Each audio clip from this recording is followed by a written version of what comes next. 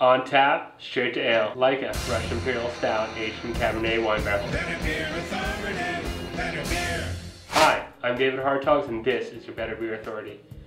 Laika is brewed by Straight to Ale out of Huntsville, Alabama. Laika is part of their Right to Brew series, which they make in conjunction with local homebrewers, scaling up the recipes and producing them to help bring attention to the now successful fight to legalize homebrewing in Alabama.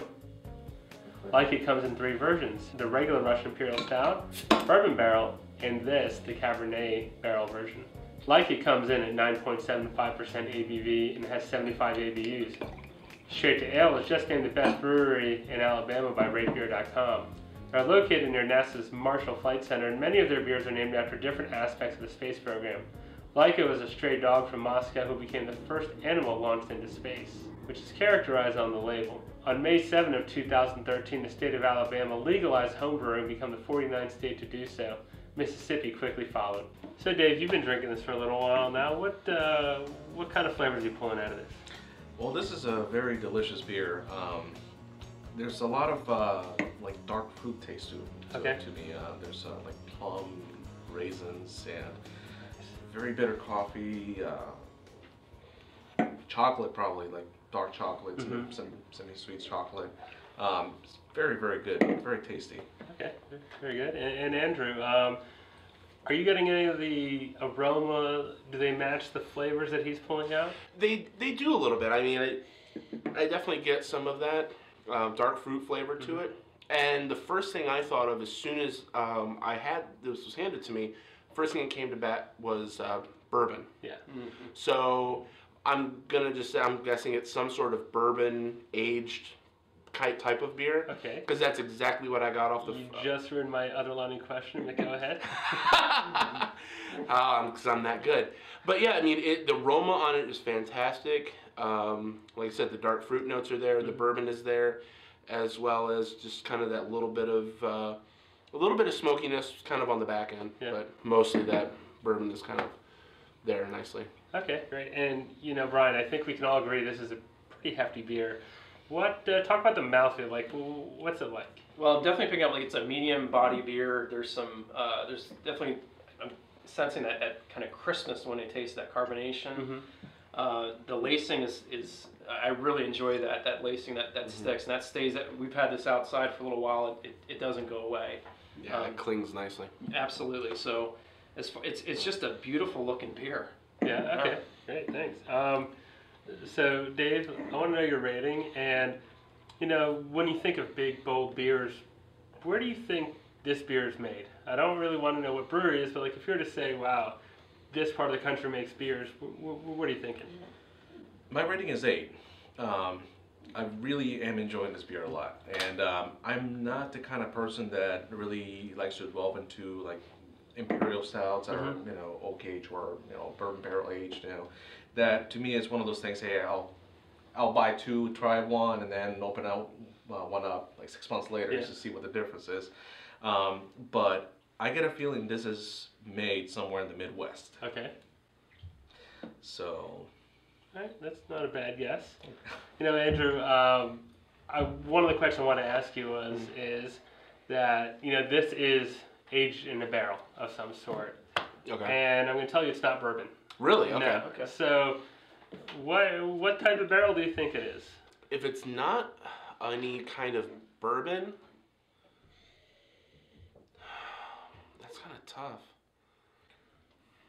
Anyone else have a guess? I think because of the smell, there's just a bitterness to it, just muskiness to it. I think it's a wine barrel. Yeah. I'm telling you, I should switch places with this guy. he nailed it.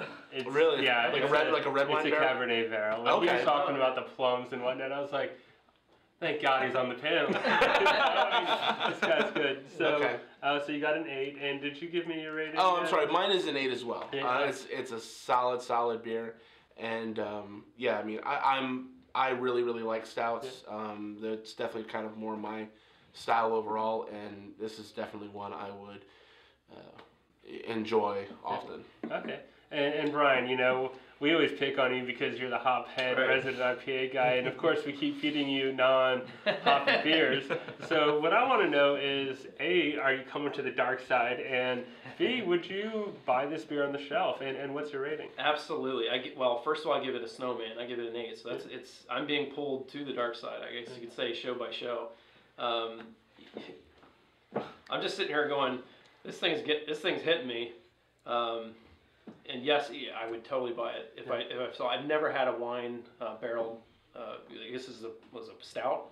It's a Russian Imperial Stout. So, yeah, makes sense. It is a Cabernet barrel, 9.75%. Okay, so yeah, this is it's just a beautiful looking beer, and yeah, I mean, I'm definitely being pulled out of my comfort zone each time we try these different styles, and I'm not pulling back. I like it. It's working. All right, well let's show you guys what the beer is. I guarantee you've never heard of this. It is Laika Russian Imperial Stout from Straight to Ale. Straight to Ale is in Huntsville, Alabama. Wow. Okay. So you definitely haven't heard of this beer. No. This is a full bottle, so it's going to be gone by the end of the Yeah, we're going to tackle you on the way out of here. So why we chose this beer? Actually, our travel writer Richard chose this beer, and he was recently in Nashville and became good friends. Got a great tour from Maddie Hargrove of the Better Beer Brigade. They are the marketing arm of Bounty Bev. They're a distributor in Nashville and Tennessee. And Maddie told Richard that he has to try this beer. Richard bought it and then loved it and then bought 6 more so we could do a blind review. Excellent.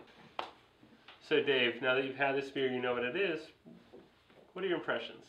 I'm actually, just like I mentioned, very impressed because I really haven't heard much of any craft breweries out in Alabama. I know like Good People, Snake Handler IPA, I mean, and that's a great IPA, but other than that, I never thought of anything that would stand out.